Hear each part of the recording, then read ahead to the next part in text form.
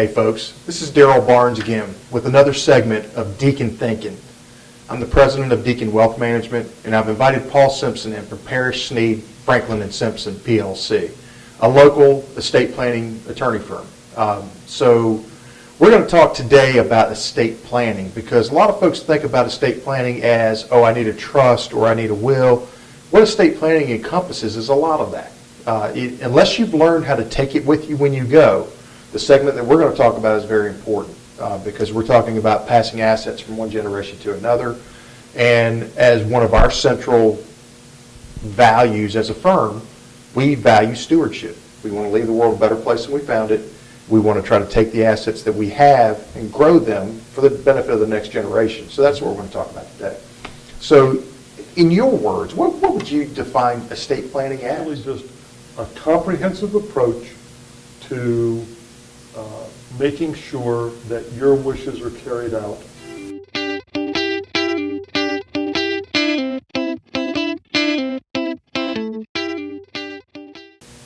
Well, and a lot of folks think of estate planning as a rich person's problem. But it really is an issue that just about everyone should be concerned with. For instance, even if you don't have a whole lot in the way of financial wealth, if, let's say, for example, you're married and you have 2 kids in elementary school, and, you know, God forbid, you and your wife are killed in a car accident. What have you done to take care of those children until they're at a point where they can take care of themselves?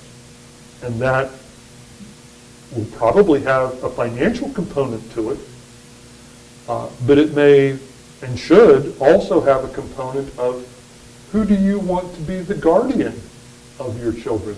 Who should they be living with? And if you are able to leave them property, oftentimes in trust, who is going to be the trustee of that trust? Who is going to be the person that makes sure that their financial needs are being met? So all of those things are component parts of an estate plan. My view is that most people have a good idea of who they think would carry out their wishes if they weren't there. Well, and does that person have to be the executor of your will? Can they just be named in the will as the guardian? Can they be separate and distinct entities? Yes, and those are separate and distinct entities that do entirely different functions.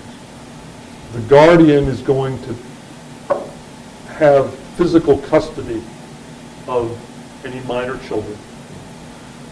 The executor of the will is the person that is named to collect all the assets in your estate and then to distribute those assets out as directed in your will.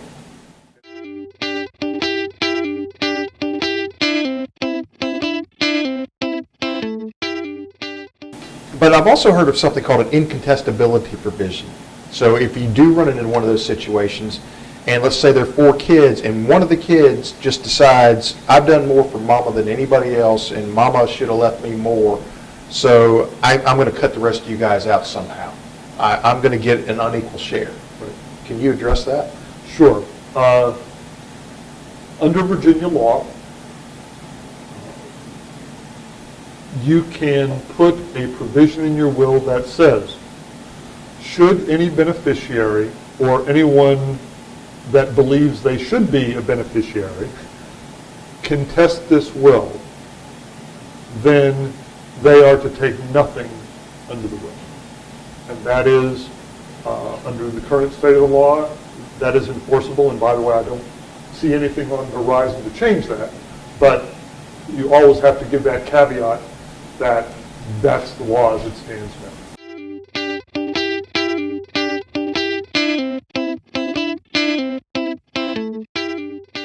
So we've talked about wills a little bit.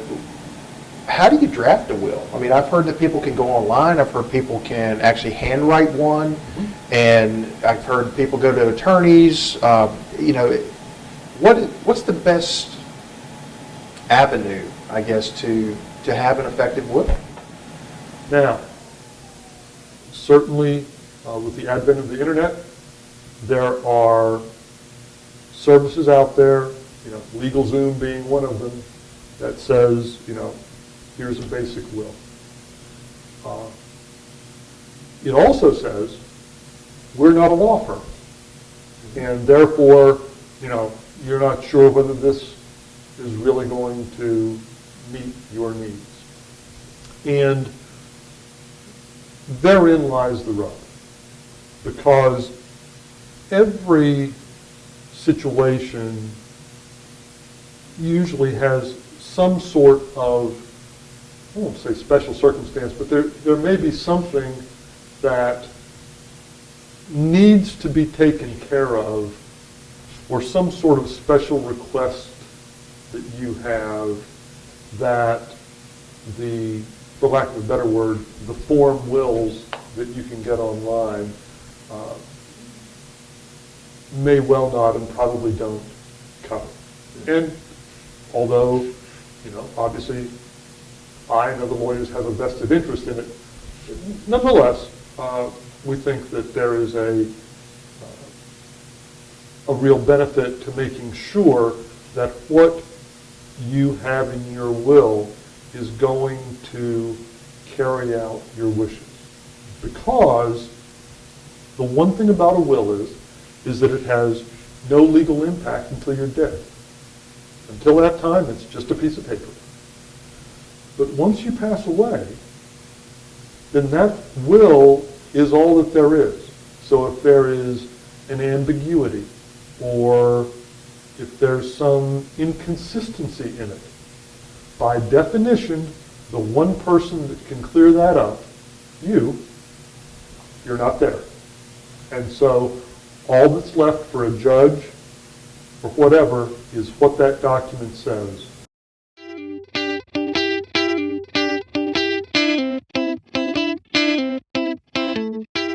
Well, and that kind of leads me to my next question, which is, if you've moved from one state to another, should you go to an attorney to have your will updated, or just to have it reviewed to say, hey, does one state apply to the other? I think just to have it reviewed should be fine. Okay. Yeah. And now look, that attorney may say, well, I think you need to have this updated or changed or whatever. So we've been talking a lot about wills. What happens if you pass away and you don't have one? Well, in that case, in Virginia and in every state, there is something called intestate succession. Now, intestate just means that you died without having a valid will. That's all that it means. And succession means, in what order are things going to pass. And so the statute sets out, I don't remember now, there may be, 15, 16 categories in It looks like sequence. a snowflake. It looks like a snowflake in sequence. And if it is your first marriage, then, it goes to your wife. If it is your second marriage and you have children from a first marriage, then a percentage goes to your current wife and a percentage goes to your children. And if your wife has predeceased you, it just lays out in sort of a cascading fashion what happens if. And then that's the way your estate is distributed. And instead of an executor, you have an administrator.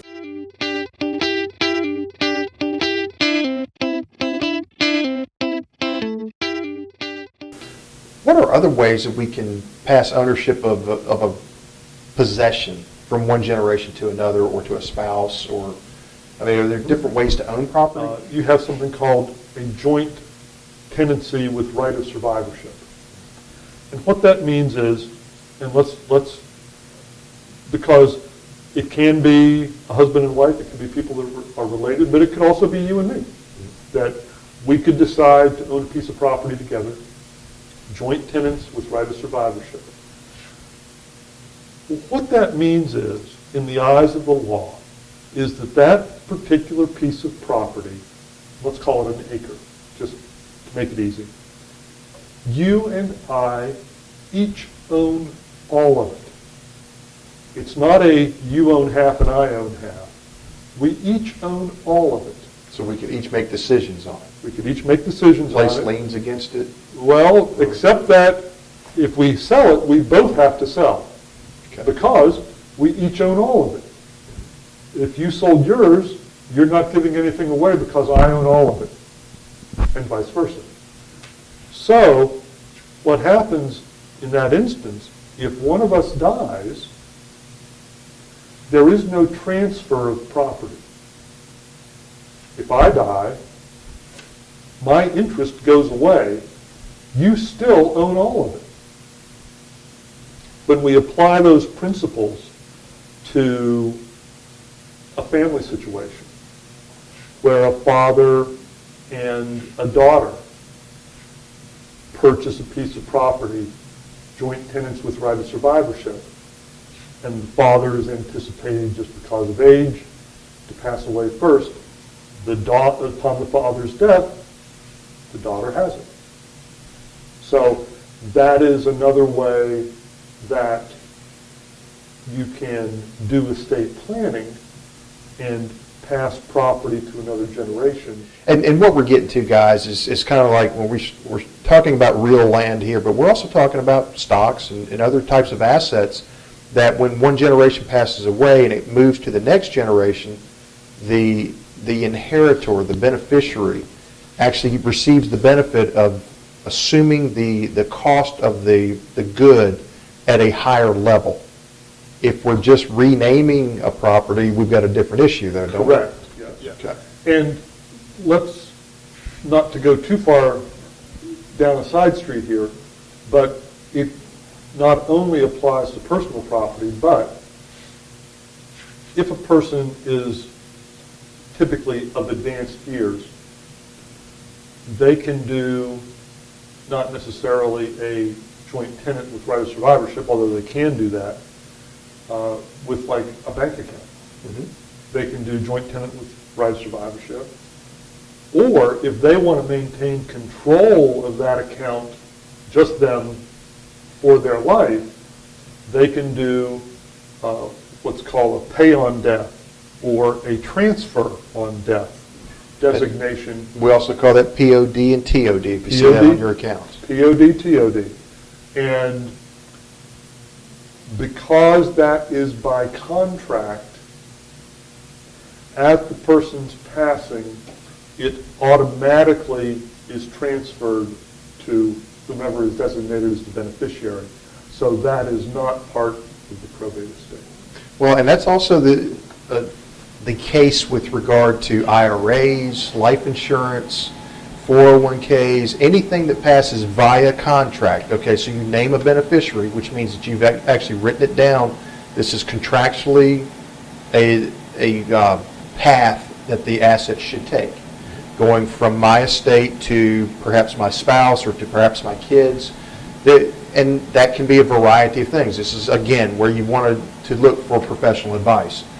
There are also, we hear about life estate for properties and things of that nature, where one person needs to have some payment from the property to live off of, but they also need a place to live. So can you tell me a little bit how a life estate would work in that case? Sure. A life estate is something that we see most often where a parent wishes to convey property oftentimes to a child, although it doesn't have to be a child, to convey real property to a child, and oftentimes that may be the home place. And they nevertheless want to be able to live in that home either for the remainder of their life or at least for so long as they can. And so what they do is that they transfer the property to the child, but they retain a life estate, which means that they will typically continue to pay the taxes, and they will continue to maintain the home, but they have an absolute right to possess that property so long as they are alive.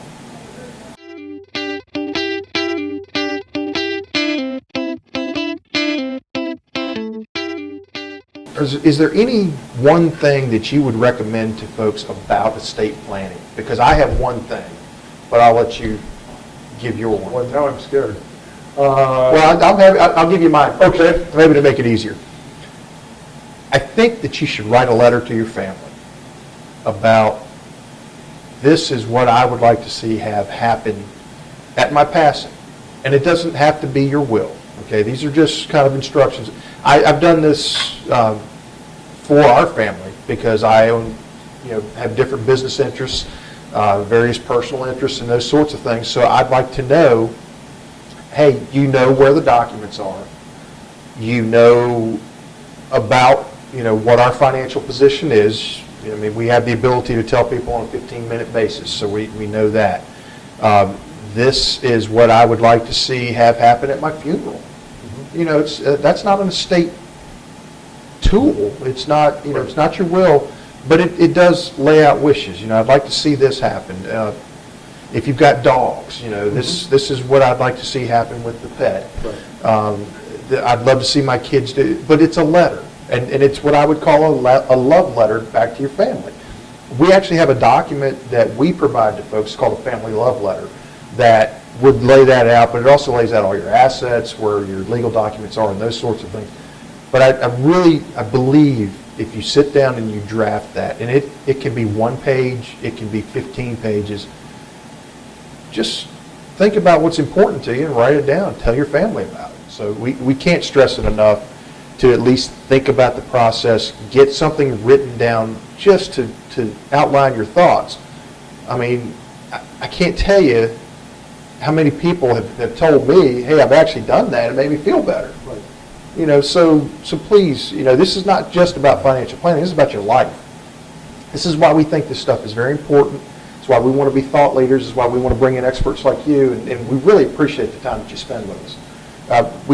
To get this level of expertise in our office is truly a blessing for us, and we hope that you are really able to get something out of this that is valuable to you. We're putting up Paul's contact information for him and his firm at the bottom of this video. You can always contact us, and we can get you in touch with Paul or other experts like him.